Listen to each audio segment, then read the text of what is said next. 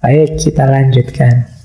Nah, sekarang cirinya. Gimana Pak saya mengidentifikasi apakah ini teori konspirasi atau bukan? Ini ciri masih umum saja ya. Yang pertama, biasanya teori ini mengklaim bisa menjelaskan yang tidak bisa dijelaskan oleh orang atau oleh keterangan yang resmi. Jadi kalau ada penjelasan biasa, biasanya teori ini bilang, itu kelihatannya saja, di balik itu ada rahasia. Itu ciri-ciri mulai masuk ke teori konspirasi. Terus biasanya cara berpikirnya hitam putih. Jadi kita yang putih, mereka yang hitam.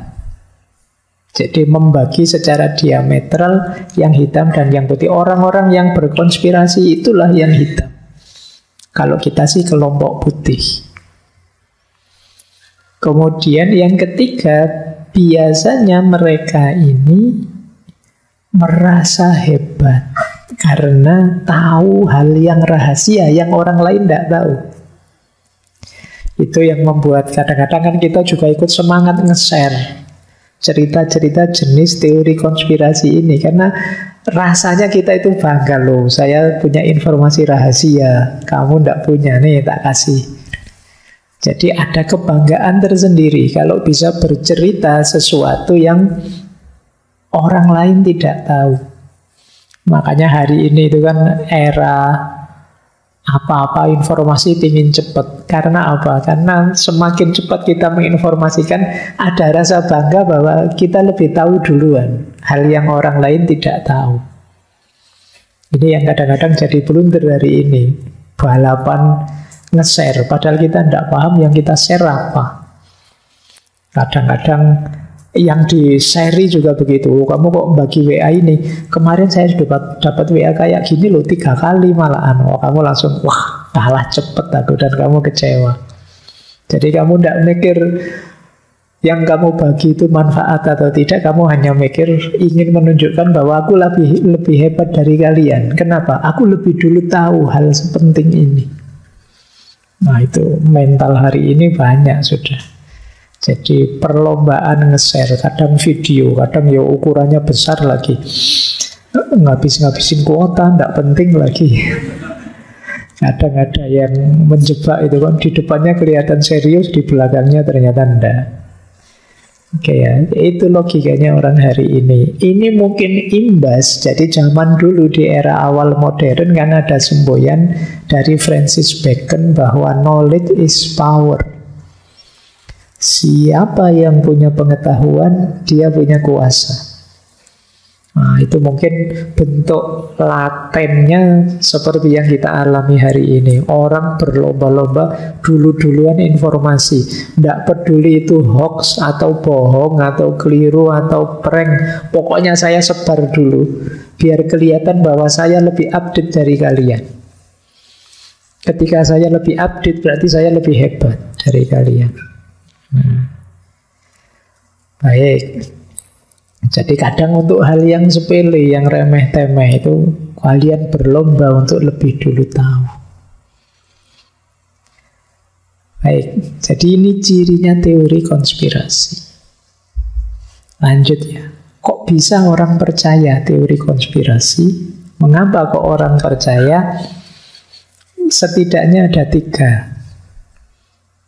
Yang pertama tadi ya, membuat orang merasa istimewa karena tahu informasi yang rahasia.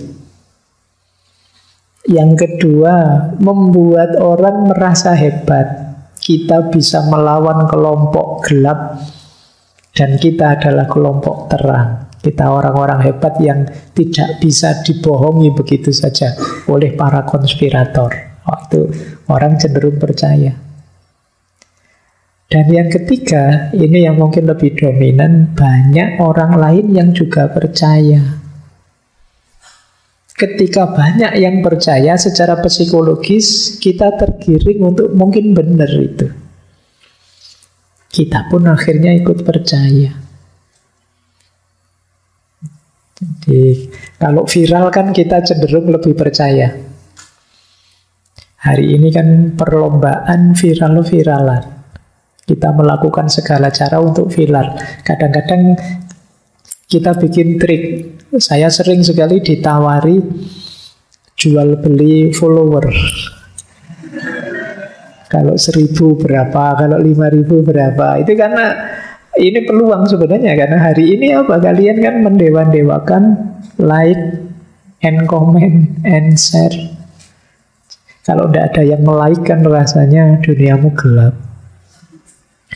Masa sebanyak ini yang nonton kok tidak ada satupun yang jempoli, tidak ada satupun yang like, terus kamu gelisah. Itu mirip seperti ceritanya Jalaluddin Rumi tadi. Kamu menggantungkan kebahagiaanmu pada orang lain, ya tidak akan ketemu kebahagiaannya. Kadang-kadang orang jempoli itu juga iseng saja kok. Postingan saya loh dijempoli ratusan orang. Ya yang jempoli teman-temanmu sendiri.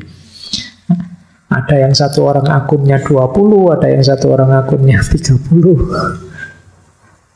Baik, itulah mengapa orang percaya kemudian dengan teori konspirasi.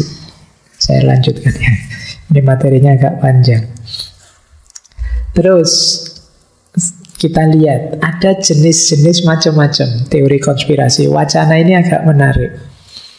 Misalnya ada yang berteori 5 tipe teori konspirasi. Ini tentang agennya. Siapa sih yang melakukan konspirasi?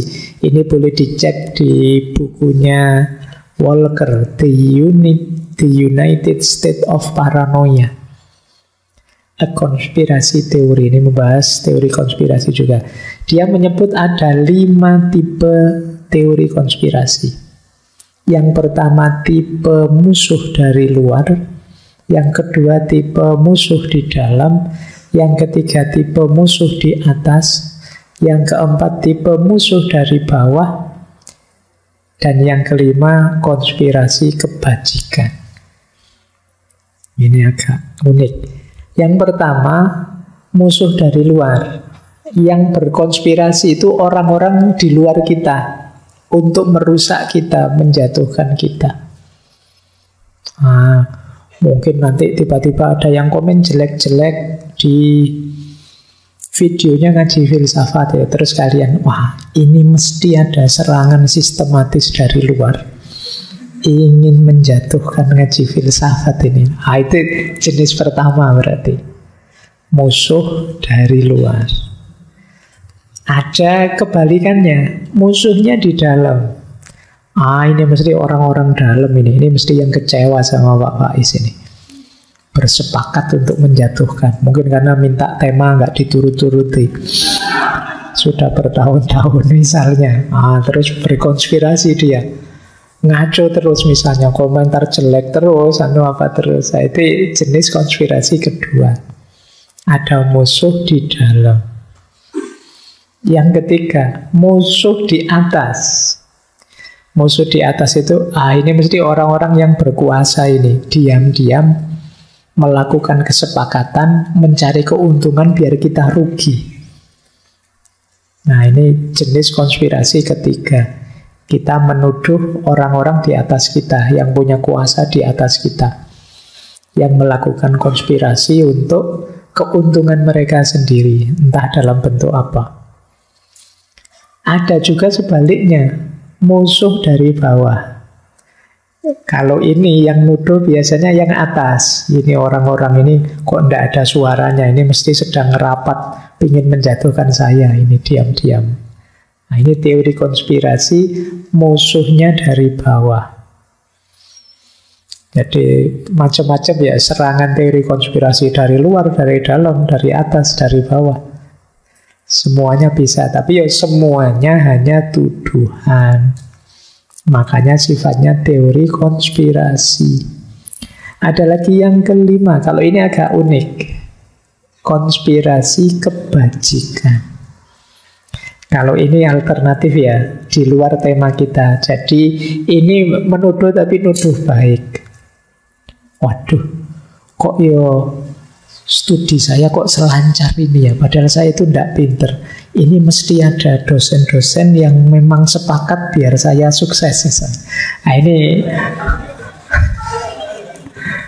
wong iki ya contoh apa ya mungkin begitu, tapi husnudzonmu begitu. Ini namanya konspirasi kebajikan. Jadi kamu merasa, oh saya ini untung terus ya. Ini mesti ada yang secara sengaja mengatur situasi biar saya jatuhnya untung terus. Ini namanya konspirasi kebajikan. Ada, tapi ini berbeda dengan ini ya. Biasanya yang teori konspirasi itu ya 4 ke atas, yang tujuannya negatif, ingin menghancurkan kita, ingin merusak kita. Baik, ya konspirasi agak dekat dengan cara berpikir negatif. Jadi dulu kita pernah belajar bedanya apa berpikir positif sama negatif. Biasanya dalam situasi yang membingungkan, kita cenderung mencari kambing hitam. Kenapa sih kok situasinya jadi tidak enak gini? Kenapa kok saya susah terus? Kenapa kita kok susah maju? Kenapa kok... Nah itu ketika buruk-buruk terus kita tidak tahu solusinya, cara paling gampang apa? Mencari kambing hitam. Nah, orang-orang yang dituduh berkonspirasi ini adalah bagian dari kambing hitam itu. Kecuali nanti memang terbukti benar, tapi kan ini masih belum ada buktinya. Jadi selain pikiran negatif, kalau dalam bahasa agama, teori konspirasi ini bagian dari su'udzon, prasangka buruk. Ini yang membuat kita berat, karena kita menyusahkan diri kita dengan pikiran negatif dan prasangka buruk. Baik, kita lanjutkan. Itu nanti yang prasangka akan kita bahas di akhir bulan nanti ya, di minggu ke-5, yang nanti kita bisa bertanya jawab di situ, termasuk kalau ada pertanyaan-pertanyaan tentang teori konspirasi ini. Saya lanjutkan. Ada lagi di buku yang lain jenis teori konspirasi. Kalau ini dari bukunya Rothbard. Dia ini seorang ahli ekonomi Amerika.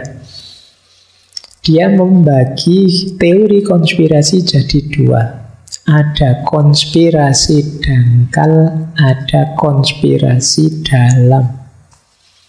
Teori konspirasi yang dangkal itu biasanya sekedar menuduh. Ini mesti ada yang main ini. Ini mesti sekedar menuduh. Tidak mencari bukti lebih jauh. Diawali dari keyakinan pasti ada yang bermain. Terus mencari kira-kira siapa yang diuntungkan. Oh, yang diuntungkan kelompok sana, ya berarti kelompok itu yang bermain. Ini cara berpikir begini namanya konspirasi dangkal. Ada yang lebih positif, namanya konspirasi dalam. Kalau konspirasi dalam ini awalnya curiga. Ini mesti ada yang main, tapi terus mencari buktinya, meneliti, mengobservasi, mengamati, sehingga dapat bukti yang kuat, yang spesifik. Dari situ kalau memang sudah kuat, dia baru menyatakan. Tapi kalau belum ada bukti yang spesifik, dia belum berani bilang. Ini orangnya dalam. Ya dia setuju teori konspirasi, tapi dalam, tidak dangkal. Ya paling tidak semoga kalian ada di yang kedua lah, jangan yang dangkal.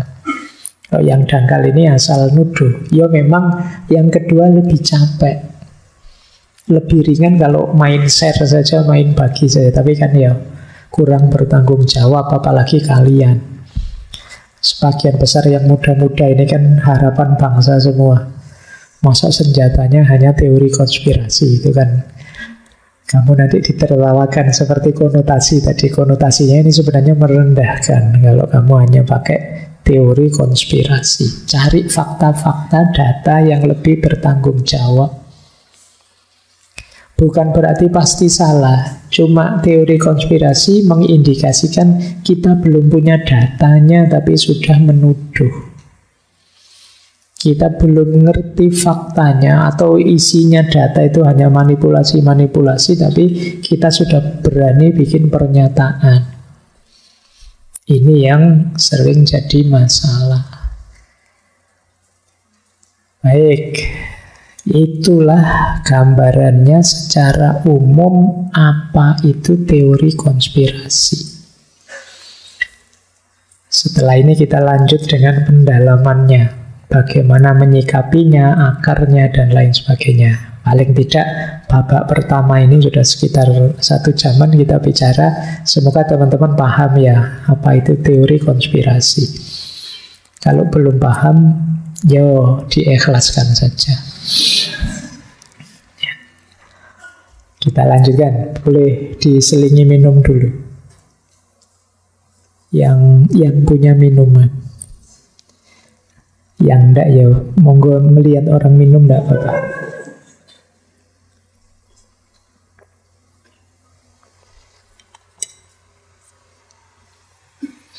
Baik, sekarang kita analisis dengan konsep-konsep logika, konsep-konsep sesat berpikir, dan lain sebagainya. Karena nanti kunci-kunci dari pertanyaanmu, mengapa sih Pak, kok ini dianggap negatif? Ada beberapa argumen yang melatar belakanginya. Saya awali dari sini. Pandangan psikologis tentang teori konspirasi. Ada beberapa asumsi dari dunia psikologi, ilmu jiwa, tentang fenomena ini.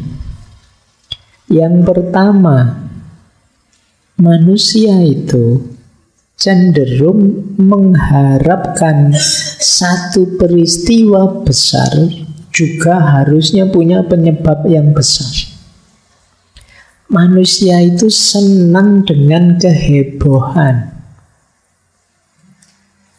Jadi, ya kalian kan juga begitu. Kalau sepi-sepi saja kan kalian gelisah. Siapa yang sering posting di grup WA? Kok sepi ya grupnya? Loh emangnya kalau sepi ya ngapain? Kan enggak apa-apa kalau memang enggak ada yang diberitakan, diinformasikan. Tapi orang itu gelisah. Dia inginnya heboh, ingin sesuatu yang luar biasa. Yang biasa-biasa enggak terlalu menarik.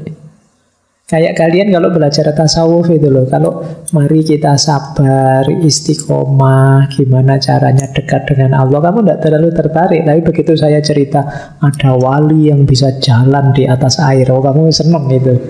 Bisa terbang, itu kamu seneng. Yang heboh-heboh kamu seneng. Tapi yang biasa-biasa kamu tidak terlalu tertarik.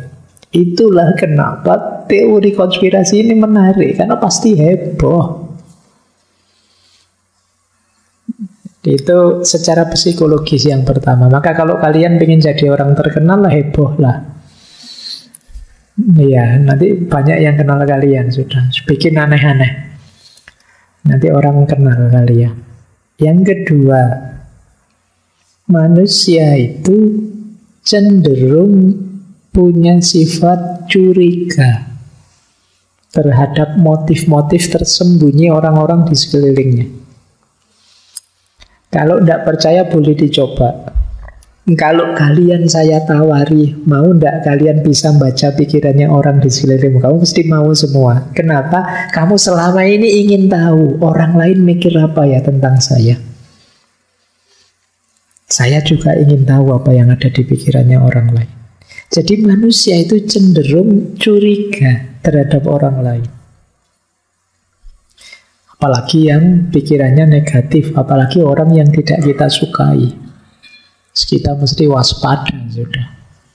Jangan sampai diam-diam dia nusuk saya dari belakang. Jangan sampai diam-diam dia memanfaatkan saya, kan begitu. Kadang-kadang ada teman yang baik pada kita, kita tanggapannya, ini mesti ada pamrihnya.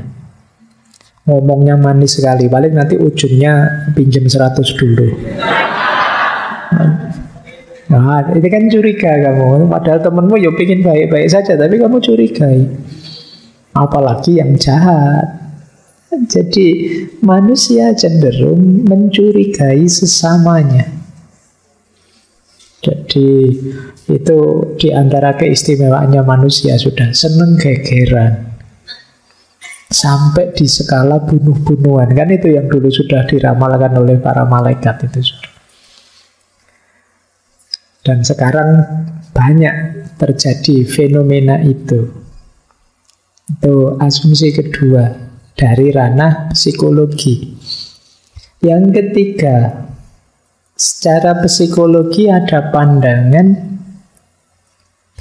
orang yang percaya pada teori konspirasi itu biasanya sudah wataknya. Dan nanti dia akan begitu terus. Dia akan percaya lagi ada teori konspirasi apalagi. Padahal mungkin bisa bertentangan teori konspirasinya, tapi semuanya dipercaya. Kenapa? Karena heboh tadi. Jadi, ya tadi kayak COVID tadi loh. Kita mungkin tidak sadar kalau ada teori konspirasi bahwa ini senjata kimia yang buat Cina loh. Ada lagi yang tadi, enggak, ini militernya Amerika ini yang membawa ke Wuhan itu. Ini kan bertentangan, Cina atau Amerika, dan kita percaya semuanya.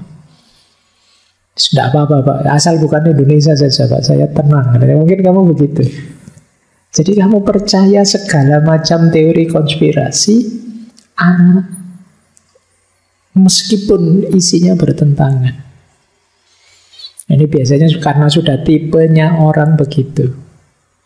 Ini yang ketiga. Yang keempat, secara psikologis nanti dalam kasus tertentu, orang yang selalu berpikir dengan model teori konspirasi dalam situasi akut parah itu bisa saja jadi sejenis paranoid, ketakutan yang tidak beralasan, atau skizo.